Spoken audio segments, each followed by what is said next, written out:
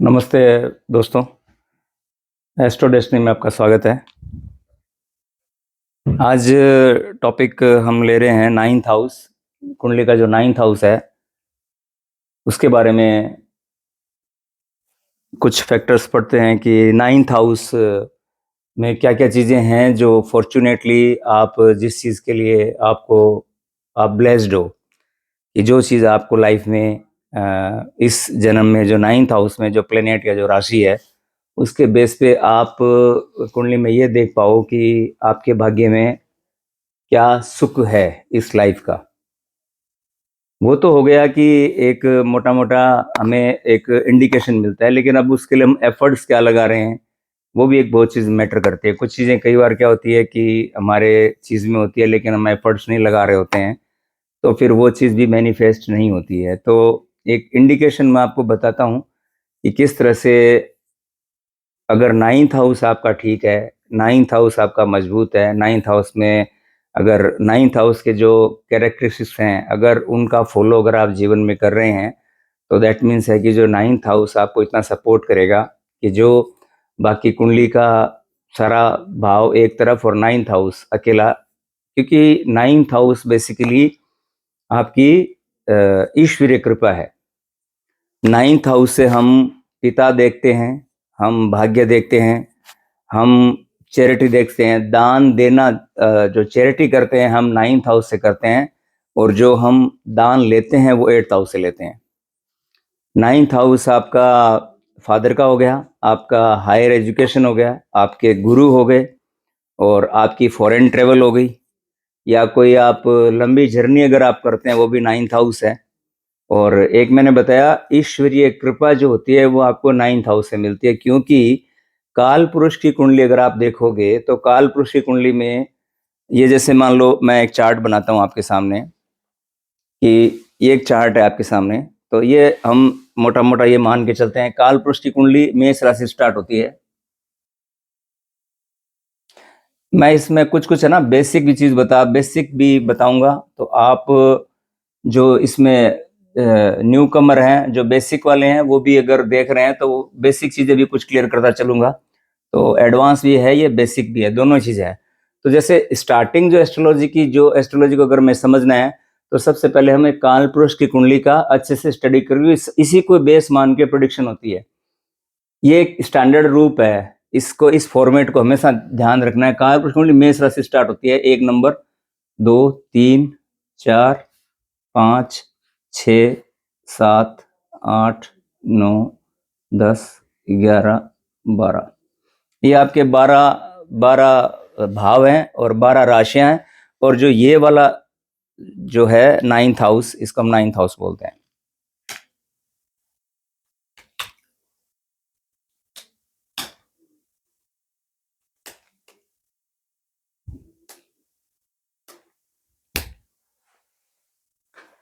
ये जो है ये नाइन्थ हाउस है। अब नाइन्थ हाउस में जो साइन आ रहा है वो आपका 9 नंबर आ रहा है, मतलब नाइन्थ हाउस से धनु लग्न है, मतलब जुपिटर। और जुपिटर हम जानते हैं कि जुपिटर की जो क्वालिटीज हैं वो जुपिटर दिखाता ही है, हमारी ब्लेसिंग को दिखाता है। सेविंग ग्रेस जो कुंडली में हमें कोई प्रोटेक्शन अगर देता है तो वो देता है जुपिटर देता है। बृहस्पति से ही हम अपने बचाव को या कोई भी चीज़ को अगर हम कुछ किसी चीज़ में हम अगर इनबैलेंस हैं लाइफ में, अगर किसी कोई प्रॉब्लम है, तो सबसे पहले एक जो कुशल ज्योतिषी होता है वो बृहस्पति को जुपिटर की पोजीशन देखता है। और बहुत सारे जो हमारे ग्रंथ हैं वो जुपिटर बेस्ड हैं। आपको पता है कि जो भृगुनंदी नाड़ी है उसमें जुपिटर को जीव कारक माना गया है, मतलब जुपिटर से ही प्रेडिक्शन स्टार्ट होती है। तो जो सेविंग प्लेनेट है, अगर कोई 9 प्लेनेट में अगर कोई आपको प्रोटेक्ट कर सकता है तो जुपिटर अकेला मात्र ऐसा ग्रह है जो आपको जब आपकी मुसीबत पड़ती है तो आपको बचाने में जुपिटर का सहयोग हर ज्योतिषी को लेना पड़ता है, जुपिटर को किसी भी हालत में, चाहे जुपिटर कोई से ही भाव में हो। अब चूंकि काल पुरुष की कुंडली में नाइन्थ हाउस का लॉर्ड जो बनता है वो बनता है जुपिटर आपका, ठीक। और एक राशि पड़ती है पाइसेज, ये मोक्ष की राशि है, ठीक है। और जुपिटर की 2 राशियां हैं आपके, एक तो धनु और एक मीन। धनु फायरी साइन होता है। अब मैं ये भी कुछ क्लियर कर देता हूँ, जो बेसिक वाले हैं उनको मैं बता देता हूँ कि आपकी 159 159 ये धर्म त्रिकोण की राशि है, ये फायरी साइन कहते हैं।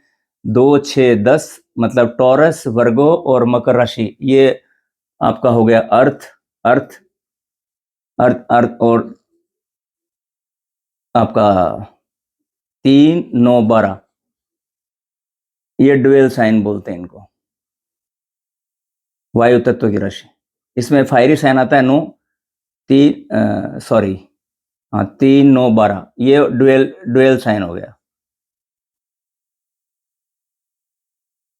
ठीक है, तो 1 5 9 ये आपकी धर्म त्रिकोण है, 2 6 10 ये वायु अर्थ त्रिकोण है, 3 9 12 ये वायु जो ड्यूअल साइन कह दो आप, द्वि स्वभाव राशियां बोल दो आप। तो इस तरह से जो 9 नंबर की राशि है सेजिटेरियस, वो आपके 9th हाउस में पड़ते हैं। 9th हाउस का लॉर्ड बनता है जुपिटर, और एक आपका मीन राशि है वो 12th में पड़ती है। तो 9th हाउस की स्टडी हम कर रहे हैं कि हम ये देख रहे हैं कि हमारे भाग्य में क्या चीज़ है जो हमें ब्लेसिंग के रूप में हमें मिली है। तो 9th हाउस के कैरेक्टर्स मैंने आपको बताया। 9th हाउस आपकी ब्लेसिंग है। आप जितनी दुआएं जो भी इकट्ठी करते हो इस जन्म में, वो सारी 9th हाउस में इकट्ठी होती है। जितनी भी ब्लेसिंग आप लेते हो वो सारा 9th हाउस शो करता है।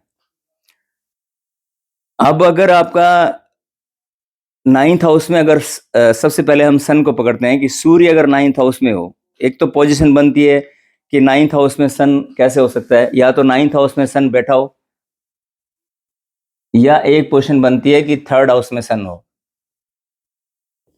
तो अगर 3rd हाउस में सन होगा तो ये 7वीं दृष्टि से 9th हाउस को देखेगा। 3rd और 9th का कॉम्बिनेशन, अगर आपके 9th हाउस में कोई प्लेनेट नहीं है तो आप देख लीजिए 3rd हाउस में कोई प्लेनेट है क्या, तो वो सेम ही काम करेगा। तो ये चीज आप पहले समझ लीजिए। यहाँ पे सन, वीनस, मार्स, राहु, केतु, शनि, कुछ मरकरी, कुछ मून, ये बैठे हैं 3rd हाउस में, तो वो 9th हाउस को देखेंगे। या 9th हाउस में ये प्लेनेट बैठे हों तो आप ये मानो कि आपके जो इवेंट्स हैं, आप की जो ब्लेसिंग है वो कहाँ पर किस चीज़ों पे आपका जो है, जो इस लाइफ में आपको जो ईश्वरीय कृपा आपको मिली हुई है ऑलरेडी, उनको आपको मैनिफेस्ट करना है अपने कर्म के थ्रू। जैसे मैं बताता हूं, अगर आपका सन 9th हाउस में है, सन अगर या तो 9th हाउस में बैठा हो, या 3rd हाउस से सन 9th हाउस को देखता हो, या 3rd हाउस में सन हो, तो दैट मीन्स है कि आप को सन जो कारक है वो है आपका नेम फेम का, और कैरियर का, प्रमोशन का, ये सब चीज़ों का कारक है। तो मतलब कि आपकी लाइफ में ये इवेंट्स आप ब्लेस्ड हो इन सब चीज़ों के लिए। मतलब कि आपका नेम फेम, आपका प्रमोशन, कैरियर में तरक्की, और आप एक अच्छी पोस्ट और अच्छी डेजिग्नेशन तक आप जा सकते हो अगर आप अपने को शार्प करो। देखिए, ये जो है ये तो एक हमें ईश्वरीय कृपा मिली हुई है ऑलरेडी, पर अभी हमें इस पे वर्क करना है। अब हमें ये पता लग जाए कि भाई ठीक है, ये चीज़ मेरी, कुछ लोग क्या होते हैं कि उनको कुछ जो नहीं पता होता है, ज्योतिष होता है कि ज्योतिष का मतलब ये है कि भाई एक राह दिखाना या एक चीज़ को डिस्कवर करना कि भाई आपके अंदर ये पोटेंशियल है, आप उस पोटेंशियल को आप आगे तक ले जा सकते हो। तो अब जो नाउम्मीद हैं या जिन्होंने जो होपलेस हो गए हैं, तो उनको अगर ये चीज़ बता दी जाए कि भाई ये तुम्हारी डेस्टिनी में है, तो उसके लिए वो एफर्ट्स लगाएगा और वहाँ तक वो पहुँच जाएगा, क्योंकि ये उसकी डेस्टिनी में है। तो सन का मतलब हो गया कि उस व्यक्ति को नेम फेम, प्रतिष्ठा और लाइफ में प्रोग्रेस और लीडरशिप और अथॉरिटेटिव, इस पोजीशन पे वो बंदा जो 9th हाउस में सन लेके बैठा है, या 3rd हाउस में जिसका सन है, जिसको 9th हाउस 3rd से 9th को सन देखता हो, तो ये पोजीशन बनती है सन की। अब हम बात करते हैं मून की। अगर मान लो 9th हाउस में चंद्रमा आपका बैठा है, मून बैठा है, तो दैट मीन्स है कि आपको माता का सुख, आप ब्लेस्ड हो। माता के सुख के लिए, माता का सुख आपको मिलेगा। ये 3rd हाउस से मून 9th हाउस को देखता हो 7वीं दृष्टि से। यहाँ से काउंट करेंगे 1 2 3 4 5 6 7 आएगा ना। या तो 3rd हाउस में यहाँ पे मून हो, या यहाँ आपके चंद्रमा बैठा हो, तो आप नंबर 1 पे आपको माता का भाग्य में माता का सुख आपको मिला है, आपको प्रॉपर्टी का सुख मिला है, आपको यात्रा का, क्योंकि मून दिखाता है आपकी ट्रेवलिंग, आपकी मदर, आपके चेंज और फूड, ये सब, और धन भी दिखाता है कि आपके पास प्रॉस्पेरिटी आपके पास रहेगी, और एक भगवान शिव की कृपा आप पे बनी रहेगी। तो ये हमने 2 मेजर प्लेनेट की हैं, सन और मून। उसके बाद हम आते हैं मार्स अगर होता है, मंगल अगर आपका 9th हाउस में बैठता हो या 3rd हाउस से मंगल अगर आपको देखता हो, तो एक तो आपकी प्रॉपर्टी आपके पास जरूर होएगी, और एक ब्रदर आपको जरूर, एक भाई आपका जरूर होगा, वो चाहे छोटा हो या बड़ा हो, लेकिन भाई जरूर होगा।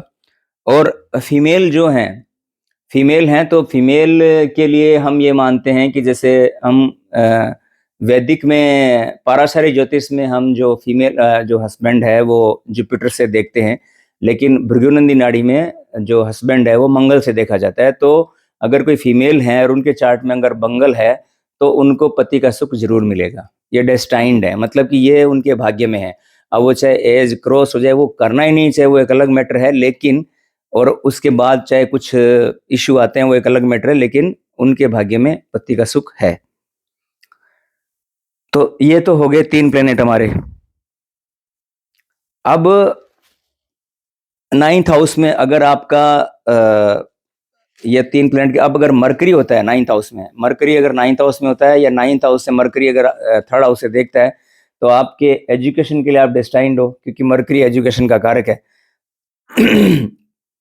और एक मरकरी व्यापार दिखाता है, बिजनेस भी दिखाता है, मतलब आप बिजनेस कर सकते हो, आपको पूछने की जरूरत नहीं है, किसी से कंसल्टेंट करने की कोई जरूरत नहीं है कि मैं नौकरी करूं या बिजनेस करूं। अगर आपका 9th हाउस से मरकरी है या 3rd हाउस से मरकरी 9th हाउस को देखता है, तो आप व्यापार में सफलता प्राप्त कर सकते हो, आप डेस्टाइंड हो। उसके बाद आपके भाग्य में शिक्षा एजुकेशन भी है, और बुध जमीन का भी कारक है, तो जमीन होएगी आपके पास, फ्लैट होएगा, मकान होएगा, और एक सिस्टर आपको जरूर होएगी जिनके 9th हाउस में मरकरी है। ये प्रेडिक्शन होती है, ये मतलब डेस्टाइंड है, ये मतलब जो मोटा मोटा हम ये देख रहे हैं कि हम किस किस को लेके ब्लेस्ड हैं। देन उसके बाद जुपिटर अगर आता है 9th हाउस में, जुपिटर चूंकि 9th हाउस का कारक भी है, काल पुरुष की कुंडली में 9th हाउस का लॉर्ड भी है, तो 9th हाउस जुपिटर एक बड़ा प्लेनेट है, तो आपको बुजुर्गों की ब्लेसिंग, भगवान की कृपा आप पे हमेशा बनी रहती है। और जुपिटर मान सम्मान भी दिखाता है, आपका नेम फेम भी है, आपकी प्रतिष्ठा भी है, आपका प्रोस्पेरिटी है आपकी। तो ये सब के लिए आप ऑलरेडी आप ब्लेस्ड हो। 9th हाउस में अगर जुपिटर है तो बहुत ही अच्छा। अब देखिए ना, ये जो त्रिकोण है 159 का ना, तो जो 9th जो तीसरा धर्म त्रिकोण है 9th हाउस, पहला लगन हो गया, 5th हाउस हो गया आपका पूर्व पुण्य का भाव, 9th हाउस आपकी हो गया भाग्य का, है ना। तो ये धर्म त्रिकोण में सबसे उत्तम, मतलब जो 9th हाउस है उसको माना गया है। तो अगर हमारा डेस्टिनी को अगर हम ठीक रखेंगे या हम उसके अकॉर्डिंगली हम चलेंगे, तो दैट मीन्स है कि हमारा जो पूरा हॉरोस्कोप है, पूरा जो कुंडली है, वो बैलेंस बन के चलेगा, लाइफ में ऑब्स्टेकल कम आएंगे और हमारे को परेशानी कम आएगी। उसके बाद हम देखते हैं कि वीनस अगर होता है, तो वीनस अगर 9th हाउस में होता है या 3rd हाउस से वीनस 9th को देखता है, तो उस बंदा, उस जो भी जातक है, उस जातक की एक तो मैरिज, वो मैरिज के लिए उसको नहीं देखना पड़ेगा, मैरिज जो डिनाइल वाला जो एक प्रोपोर्शन हम देखते हैं, कहीं मैरिज डिनाइल तो नहीं है, या मैरिज अगर किसी के डिले भी है, लेकिन मैरिज जरूर होती है 9th हाउस के वीनस में। वो एक अलग बात है कि उसके बाद कोई इश्यू आते हैं या कुछ भी है, लेकिन पत्नी का सुख जातक को जरूर मिलता है 9th हाउस में वीनस वाले को। उसको जो वीनस जो कारक है आपका लग्जरी का, आपकी वैभव विलासिता, आपके अर्निंग, और जो भी आप प्रोस्पेरिटी कह दो, ऐश्वर्य कह दो, सुख कह दो, ये सब जो धन से रिलेटेड जो भी चीजें हैं, उस व्यक्ति को पूरे लाइफ में वो लकी पर्सन है। मतलब उसको कहीं ना कहीं से भी, किसी भी स्थिति में, अगर किसी भी विकट स्थिति हो, कि अगर मान लो कि इस तरह के कभी क्राइसिस आता है किसी जातक की पूरी ओवरऑल पीरियड में, कि कोई ऐसा सेटबैक आता है, लेकिन उसको एक डिवाइन ब्लेसिंग है जो उसको, ये मैंने बहुत सारे चार्ट में देखा है कि जिनके 3rd हाउस में वीनस है, 9th हाउस उनका खाली था, और उनको कोई प्रॉब्लम या परेशानी आती है, तो सडन उनको कहीं ना कहीं से कोई डिवाइन जो कृपा है उन पे जरूर आती है। तो ये भरोसा, ये जब भरोसा हमें मिल जाता है कि भाई, तो आदमी क्या है कि अपना जो कॉन्फिडेंस है वो लूज नहीं करता, उसको इतना कॉन्फिडेंस रहता है कि चलो कोई नहीं, मेरे पास एक उम्मीद है कि वो ब्लेसिंग, बशर्ते कंडीशन ये है कि अपने 9th हाउस को आपको 9th हाउस को खराब नहीं करना। हम उस पर आएंगे कि 9th हाउस को हमें सेफ कैसे रखना है, क्या प्रिकॉशन हमें लेने हैं कि हमारा 9th हाउस बैलेंस रहे, हमारा 9th हाउस ठीक रहे। तो उन पे डिवाइन ब्लेसिंग मिलती है। मैंने एक नहीं, मैंने बहुत सारे चार्ट पे ये चीज नोटिस किया है। दूसरा, सैटर्न अगर होता है 9th हाउस में, या थर्ड हाउस है सर, अगर नाइन्थ हाउस में आपका कोई प्लेनेट नहीं है, थर्ड हाउस में कोई प्लेनेट है, तो सैटर्न होता है, तो आप डेस्टाइंड हो कि आपका जो प्रोफेशन है वो आपको काम धंधे का आपको सुख मिलेगा। और जो जातक है, अगर जो शनि दिखाता है आपके चाचा और आपके ताऊजी, मतलब कि फादर के बड़े भाई, और जो जातक है उसका बड़ा भाई, तो उसके साथ मिलकर अगर जातक काम करता है, जो कुंडली वाले जिसकी कुंडली है उसका बड़ा भाई हो और उसका चाचा हो या ताऊजी हो, तो अगर उनके साथ वो काम करता है तो उसका लक बहुत फेवर करता है, या उनके साथ मिलके काम करता है या फादर का काम फॉलो करता है, तो उसको काफ़ी गेन मिलता है। पार्टनरशिप में इनके साथ पार्टनरशिप कर सकता है, वो डेस्टाइंड है, उसको ब्लेसिंग मिली हुई है। ये तो हो गए हमारे मेजर मेजर प्लेनेट। अब आते हैं जी राहु केतु पे। तो देखिए राहु केतु एक मेलेफिक प्लेनेट है, सैटर्न भी मेलेफिक प्लेनेट है, लेकिन चूंकि सैटर्न कर्म का कारक है और राहु केतु थोड़े से, स्पेशली राहु को मैं मानता हूं कि राहु व्यक्ति अगर नाइन्थ हाउस में अगर राहु होता है तो ये व्यक्ति को कुछ एडिक्शन लगने की पॉसिबिलिटी बन जाती है नाइन्थ हाउस में, क्योंकि थर्ड हाउस में भी हो तो भी सेवंथ एस्पेक्ट से वो नाइन्थ हाउस को देखेगा।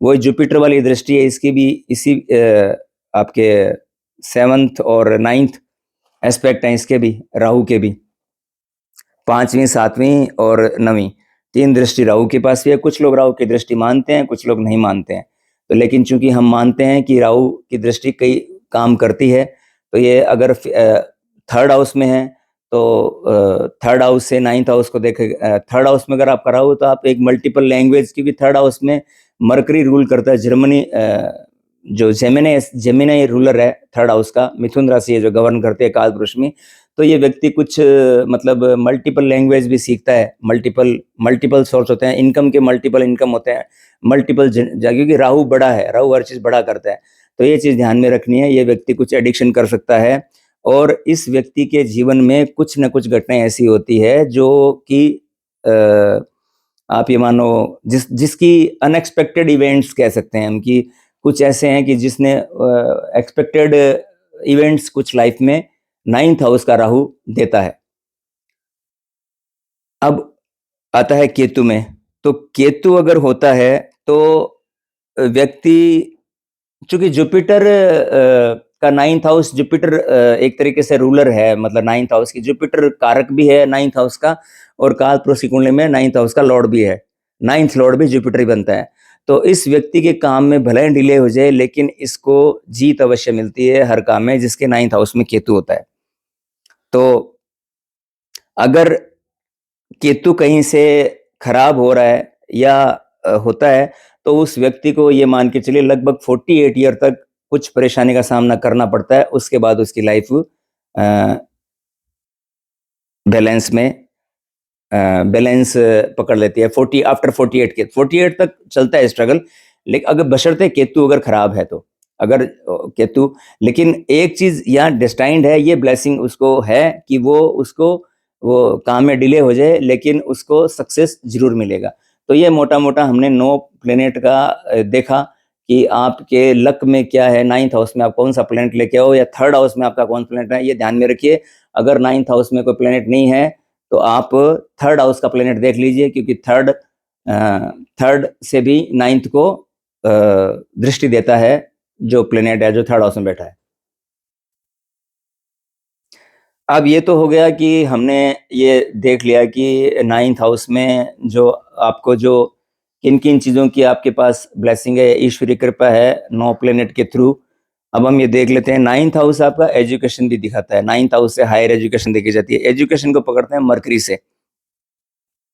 तो आप ये अपनी एजुकेशन अगर आपको देखनी है तो आप ये देख लीजिए कि आपका बुध जिस राशि में बैठेगा या जिन ग्रहों के साथ बैठेगा, या बुध पे जिस ग्रह की दृष्टि आ रही हो, तो उस टाइप की व्यक्ति एजुकेशन की फील्ड में जाता है। आप नोट कीजिए, बुध आपका जिस राशि में बैठा हो, अभी हम देखेंगे, हम कॉम्बिनेशन पढ़ेंगे अभी कि बुध किन किन के साथ क्या क्या कॉम्बिनेशन आपका बना रहा है। तो बुध किस प्लेनेट के साथ बैठा है, किस राशि में बैठा है और कौन सी दृष्टि उस पे आ रही है, तो उससे रिलेटेड आप जो आपकी एजुकेशन है वो उससे रिलेटेड हो रही है। फॉर सपोज अगर आपका मरकरी मान लो सन के साथ बैठा है, तो सन के साथ सन मरकरी अगर साथ में है, क्योंकि सन मरकरी देखो, सन और मरकरी का जो लगभग चार्ट में देखा है कि सन मरकरी से ज़्यादा दूर जा नहीं सकता, सन मरकरी क्लोज ही रहते हैं आपस में। लगभग के चार्ट में सन मरकरी या तो साथ में मिलेंगे या आपको एक घर आगे एक घर पीछे मिलेगा, इससे ज़्यादा सन वीनस और सन मरकरी वीनस, ये 3 प्लैनेट ऐसे हैं जो कि लगभग पास पास में रहते हैं, या तो एक घर होते हैं या एक घर आगे या एक घर पीछे होता है। लाइक जैसे मैं आपको बता देता हूँ कि या तो आपको सन मरकरी ऐसे मिलेगा इसी घर में, या हम ये मान के चलते हैं कि मरकरी फॉर एग्जांपल यहाँ नहीं होके यहाँ आ गया, या मरकरी यहाँ आ गया, तो ये कॉम्बिनेशन माना जाएगा। ठीक है, इसको हम कॉम्बिनेशन बोलेंगे। सन मरकरी का भी इसको कॉम्बिनेशन से पढ़ेंगे, और सन मरकरी इसको भी हम कॉमन जॉइंट से ही पढ़ेंगे। तो अगर इस तरह का कॉम्बिनेशन आपका बन रहा है सन मरकरी का, तो आप ये मान के चलिए कि 9th हाउस में बेसिकली, तो आप सोशल साइंस या मेडिकल साइंस या कॉमर्स या एमबीए आप सन मरकरी के कॉम्बिनेशन में आप कर सकते हो। अब अगर मरकरी और मून का कॉम्बिनेशन बनता है आपके चार्ट में, तो मरकरी और मून दिखाता है आपके फूड को, आपके ट्रेवलिंग को, आपके कोई भी चेंज को। तो आप होटल मैनेजमेंट है या कोई मून, चूंकि खाने का भी कारक है, फूड का भी कारक है ना मून, तो मून से हम खाना देखते हैं। तो फूड का कोई भी आइटम हो, लाइक डेयरी साइंस, खाने पीने की एजुकेशन, या मरकरी मून एस्ट्रोलॉजी भी देता है, तो मरकरी मून में आप एस्ट्रोलॉजर बन सकते हो। और एक नोटिस मैंने किया है, मरकरी और मून अगर जॉइंट में है, कॉम्बिनेशन में है या आगे पीछे हैं आपके चार्ट में, तो व्यक्ति क्या करता है कि एक बार उसका एजुकेशन, आप ये नोट कर लेना कि उसका एजुकेशन वो जरूर चेंज करेगा। एक बार उसका कोई एजुकेशन फील्ड है जिसका मरकरी मून होता है, वो मतलब अगर साइंस है तो कॉमर्स में आएंगे, कॉमर्स है तो एक बार साइंस है तो आर्ट्स है, इस तरह का मूड उनका, क्योंकि मरकरी ड्वेल है, जो बुध है वो ड्वेल है, तो और मून है चेंज, मून चेंज को दिखाता है, तो व्यक्ति सब्जेक्ट जरूर चेंज करता है। तो ये सब सब्जेक्ट आप मरकरी मून के कॉम्बिनेशन में आप पढ़ सकते हो। उसके बाद हम देखते हैं मार्स और मरकरी का कॉम्बिनेशन अगर आपके चार्ट, क्योंकि हम पढ़ रहे हैं मरकरी एजुकेशन के लिए, मरकरी को देखना है आपके चार्ट में, आपको मरकरी को देखना है कि मरकरी की पोजीशन क्या है, मरकरी किस ग्रह से संबंध उसका है, जॉइंट में कौन बैठा है, आगे पीछे कौन है, बस आपको ये देखना है। मरकरी से एक घर आगे और मरकरी से एक घर पीछे, या मरकरी के साथ, सिंपल आपको यही देखना है, मरकरी से एक घर आगे या मरकरी से एक घर पीछे या मरकरी के साथ जॉइंट। तो अगर मरकरी और मार्स का कॉम्बिनेशन होता है तो ये टेक्निकल एजुकेशन की तरफ ले जाता है आपको, कि इसमें आपकी मिलिट्री हो गई, फिजिक्स हो गई, जियोलॉजी हो गई, और जियोग्राफी हो गया, इंजीनियरिंग हो गया, डॉक्टर हो गए, और एग्रीकल्चर का फील्ड हो गया, और इलेक्ट्रिकल इंजीनियरिंग है, मार्स इलेक्ट्रिकल है, और फार्मेसी है, मेडिकल है। ये सब फील्ड में आप मरकरी मार्स में आप जा सकते हो।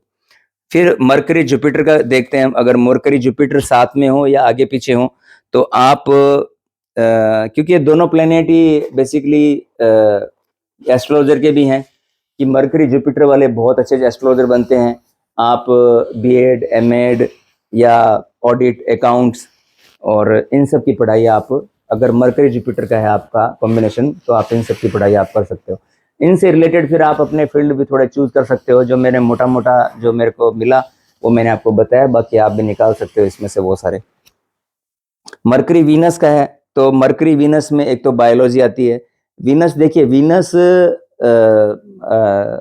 जो शुक्राचार्य है, जो देव तो असुरों के जो गुरु हैं शुक्राचार्य, तो उनके पास मृत संजीवनी विद्या थी। तो जो मेडिकल की जितनी भी फील्ड है मेडिकल में, तो वो वीनस के पास ऑटोमेटिकली एक हीलिंग की कैपेसिटी होती है। वीनस के पास एक हीलिंग की कैपेसिटी होती है, क्योंकि उनके पास ये विद्या प्राप्त थी। तो ये हम पुराने शास्त्रों से पता, मतलब ये एक है कि वीनस के पास ऑटोमेटिकली हीलिंग पावर है। तो जैसे बायोलॉजी हो गया, डॉक्टर हो गए, और अब चूंकि वीनस आपका आपके फाइनेंस को दिखाते हैं, तो फाइनेंस का कोई भी काम हो गया, और इंटीरियर डेकोरेशन हो गई, आपकी फैशन डिजाइनिंग हो गई, ब्यूटी पार्लर हो गया, सीए हो गया, सॉफ्टवेयर इंजीनियर हो गए, तो ये सब आपको मरकरी जुपिटर देता है। मरकरी सैटर्न का आगे पीछे आपको क्या देखना है, मरकरी से एक घर आगे और मरकरी से एक घर पीछे या जॉइंट में कंजंक्शन में हो, मरकरी जुपिटर या एक घर आगे एक घर पीछे हो। मरकरी सैटर्न का अगर कॉम्बिनेशन होता है तो ये व्यक्ति जो मरकरी सैटर्न वाला है इसमें आता है, एक तो हिस्ट्री आती है।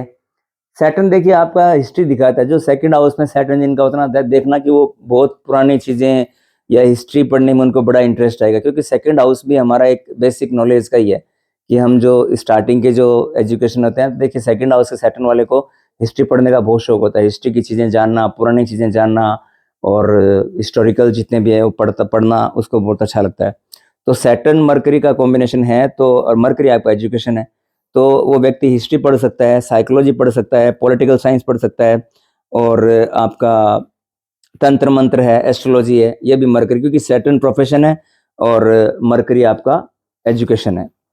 मरकरी राहु है, तो मरकरी राहु वाला व्यक्ति मल्टीपल ऑलराउंडर है। मरकरी राहु वाला व्यक्ति, क्योंकि राहु बड़ा है, राहु हर चीज को कोई बड़ा करके देता है। मरकरी आपकी बुद्धि इंटेलिजेंस है, तो हर चीज को पढ़ सकता है। राहु चूंकि फॉरेन का कारक है, विदेश का कारक है, तो आप विदेश में जाके पढ़ सकते हो या विदेशियों को पढ़ा सकते हो, ये सब चीजें मरकरी राहु। क्योंकि जो स्पीच से रिलेटेड कोई भी कार्य है, इन व्यक्तियों को जिनका मरकरी राहु होता है, आप नोटिस करना कि इनको बहुत काफ़ी मल्टीपल लैंग्वेजेस पे इनका कमांड होता है। इनको कम से कम 5-6 लैंग्वेज जरूर आती है जिनका मरकरी राहु होता है। ये काफ़ी भाषाएं इनको ये बोल सकते हैं, किसी भी भाषा में ये फ्रेंच, जर्मन, इटली कुछ भी सीख सकते हैं, अच्छे पकड़ भी बना सकते हैं, ये सीख भी जाते हैं। या ये बाहर जाके पढ़ सकते हैं, या बाहर किसी को पढ़ाना हो तो ये पढ़ा सकते हैं। तो फिर इसके बाद इसमें जो हम आज के संदर्भ में अगर हम देखें, तो जैसे मान लो आर्टिफिशियल इंटेलिजेंस जो भी आई है, तो ये मरकरी राहु देता है, रोबोटिक्स ये देता है, और इलेक्ट्रॉनिक इंजीनियरिंग बनाता है, और न्यूक्लियर फिजिक्स हो गया, फोटोग्राफी हो गया, और टीचर हो गए, साइंटिस्ट हो गए, ये सब मरकरी राहु देता है। और अब मरकरी केतु है, तो मरकरी केतु एक स्पिरिचुअल प्लेनेट है। तो आप जो स्पिरिचुअल साइंस है, स्पिरिचुअल रिलेटेड कुछ भी है, योगा से रिलेटेड है या स्पिरिचुअल साइंस से रिलेटेड कोई भी चीज है, वो सब आप मरकरी केतु वाले अगर करते हैं, या अपने प्रोफेशन में अगर आप कुछ भी कर रहे हो और अगर आप इनको इन्वॉल्वमेंट करते हो, ये कॉम्बिनेशन आपके चार्ट में है जो मैंने आपको बताए हैं, आप इससे कुछ डिफरेंट कर रहे हो, लेकिन अगर आप उनका कुछ पार्ट या कुछ हिस्सा अगर आप अपने में इंट्रोड्यूस करते हो, तो आपके लिए काफ़ी बेनिफिशियल रहेगा। आपकी लाइफ में जो ग्रोथ है, जो अर्निंग सोर्स हैं, वो आपके बढ़ेंगे, प्लस आपके जो प्लेनेट हैं वो भी, क्योंकि कुछ प्लेनेट हमें इंडिकेट भी करते हैं कि हम किस डायरेक्शन में जा रहे हैं। तो कुछ व्यक्ति होते हैं कि कॉम्बिनेशन चार्ट में कुछ बने हुए हैं, हम कुछ अलग कर रहे हैं, तो उससे भी कुछ चीज़ें लाइफ में इनबैलेंस होती है। तो उसको बैलेंस करने के लिए आप इनका कुछ हिस्सा या कुछ पार्ट हैं जो अगर आप लाते हो, जैसे लाइक मैंने बताया कि अगर मान लो किसी का मरकरी केतु है, वो अगर स्पिरिचुअलिटी में अपने आप को इन्वॉल्व करता है आधा घंटा 1 घंटा के लिए, या ऐसी कोई सपोज मरकरी केतु वाला कुछ और ही कार्य कर रहा है, कुछ और ही फील्ड में जो कि इससे रिलेटेड नहीं है, लेकिन अगर वो इस फील्ड में आता है या इससे कुछ अपने आप को इन्वॉल्व करता है, तो दैट मीन्स है कि फिर उसका जो लाइफ का जो स्टाइल है वो काफ़ी, जो उसको कुछ ऑब्स्टेकल या कुछ उसको डिफिकल्टीज आ रही है, तो वो काफ़ी हद तक उसकी रिमूव होएगी। अब हम देखते हैं मरकरी अगर आपका, अब हमने जैसे राशि की बात की थी, हमने एक तो देखा था कि प्लेनेट के साथ में मरकरी आपका कौन सी राशि में बैठा है। तो आप ये देख सकते हैं राशियां 12 होती है, जो कि मैं जो बेसिक है उनके लिए बता देता हूँ। एरीज, टॉरस, जेमिनाई, कैंसर, लियो, वर्गो, लिब्रा, स्कॉर्पियो, कैप्रिकॉन और सेजिटेरियस, कैप्रिकॉन, एक्वेरियस, स्पाइसेस, ये 12 राशियां होती है।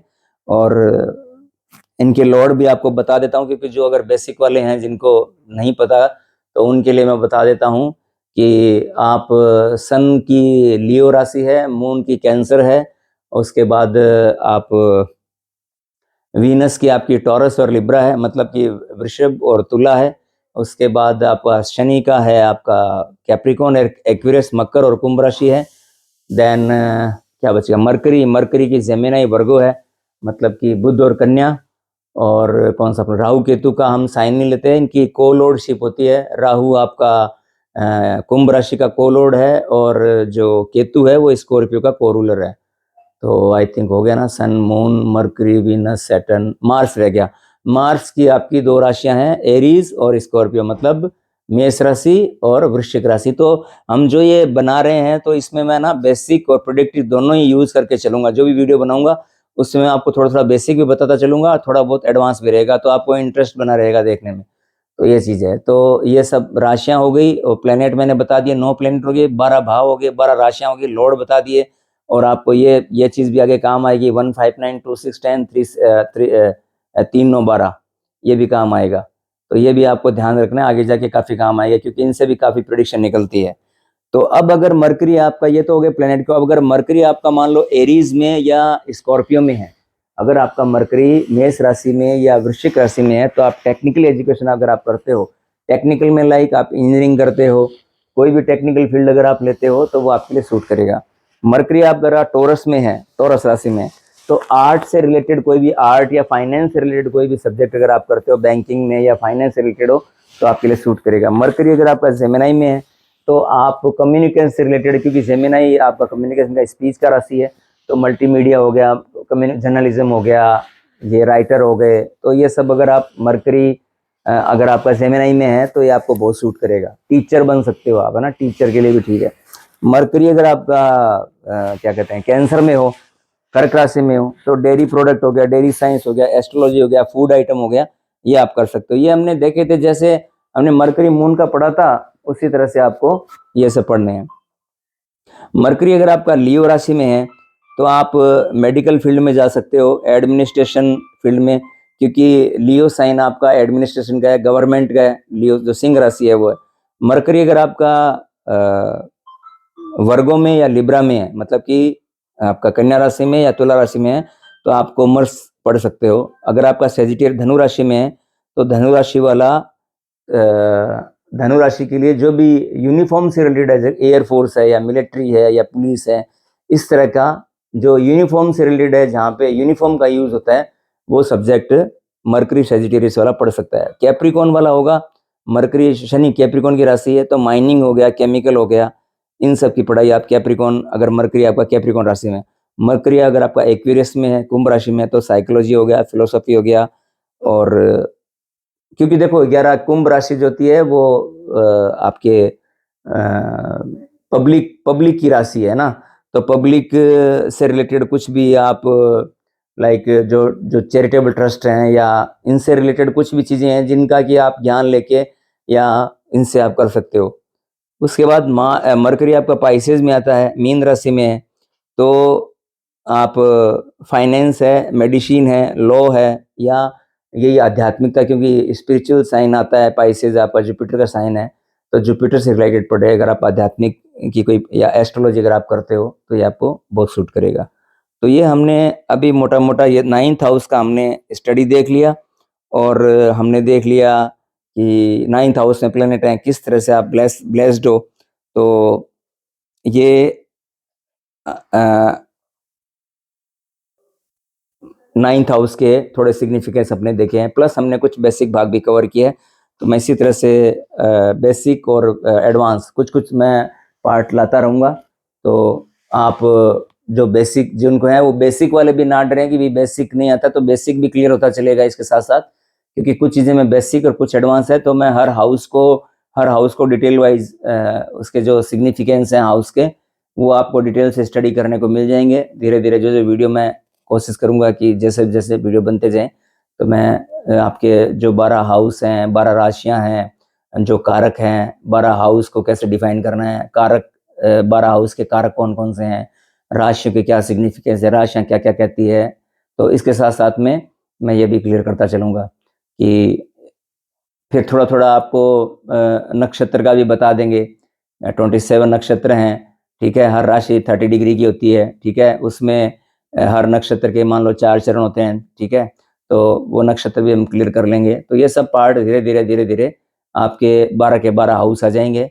उसके बाद फिर हम लॉर्ड को देख लेंगे कि लगन का लॉर्ड, अगर मान लो second lord, first lord, third lord, fourth lord, ये सब हम पढ़ लेंगे। तो आपको मोटा-मोटा जब आप ये सब पूरा कवर करोगे तो काफ़ी हद तक चीज़ें जो है आपके समझ में आने लगेगी, और कुछ-कुछ भाग है जो आप इस वीडियो यूट्यूब की हेल्प से आप कुछ-कुछ प्रोडक्टिव पार्ट में, या आपके लिए एक बेनिफिट रहेगा। जो करना चाहते हैं वो आगे बढ़ेंगे, और जो जिनको देखना है वो अपना 9th हाउस में प्लैनेट चेक कर लें कि भई वो किसके लिए डेस्टाइन्ड है। डिसअपॉइंट ना हो, वो अपना प्लैनेट चेक कर लें। प्लैनेट नहीं है तो 3rd हाउस में कोई प्लैनेट है उसको चेक कर लें, क्योंकि उसका एस्पेक्ट 9th हाउस, सीधा 9th हाउस पे आएगा। या अगर दोनों ही नहीं है तो फिर आप राशि देख लीजिए, उसके हिसाब से आप अपना देख लीजिए कि आप किसके लिए आपके ईश्वरीय कृपा जो है आपकी किस चीज़ में आपकी मिली हुई है। आप उस दिशा में अपना प्रयास कीजिए, तो आपको चीज़ें हैं जो स्मूथली और अच्छे से, प्लस अब हमें देखना है 9th हाउस को बचाना कैसे। 9th हाउस देखिए, 9th हाउस है आपके बुजुर्गों का, आपके फादर का, आपके गुरुओं का, आपके टेम्पल्स का। तो इनका मान सम्मान आपको करना है, इनके ब्लेसिंग आपको लेनी है। इनका, अगर आप लाइक छोटा सा एग्जांपल देता हूँ, मेट्रो में या कहीं भी आप जर्नी कर रहे हैं, कोई बुजुर्ग है तो उसको सीट जरूर दीजिए, क्योंकि जितनी ब्लेसिंग आप इकट्ठी करेंगे उतनी ब्लेसिंग आपके लिए फायदे। वो ब्लेसिंग आपकी कहीं ना कहीं किसी न किसी रूप में इस तरह से काम करेगी, इस तरह से आपका प्रोटेक्शन करेगी, आपको यकीन नहीं होगा कि मैं कैसे इस विपरीत परिस्थिति से मैं बच के बाहर निकल आया। तो ये सब है 9th हाउस की सिग्निफिकेंस। इनको आपको बचा के चलना है, इन सबको आपको एस्ट्रोलॉजी बेसिकली क्या है, एस्ट्रोलॉजी में चीज़ें देखो वैसे चलती है, जो धार्मिक जो ये मूलभूत फंडामेंटल चीज़ें हैं जो हम हमारे दैनिक जीवन में जो आम जो संस्कारी है वो करता ही है, उसको बताने की ज़रूरत नहीं पड़ती है। और जिन्होंने इन सब चीज़ों को छोड़ दिया है, प्रॉब्लम वहाँ स्टार्ट होती है। तो उन चीज़ों को हमें करना है, और बाकी इन चीज़ों को करो तो आपका 9th हाउस आपका स्ट्रॉन्ग, जो ऑलरेडी कर रहा है उसका 9th हाउस सॉलिड है, वो उसका लक हमेशा फेवर करता है। और जो यहाँ गड़बड़ करता है तो वहाँ कुछ ना कुछ उसके लक में फिर कमी आती है। तो इन सब चीज़ों को बढ़ाना है, मजबूत करना है, और आपको उसके अकॉर्डिंगली आपको चलना है। जय श्री राम। मिलते हैं अगले एपिसोड में। Thank you so much for watching. Thank you so much.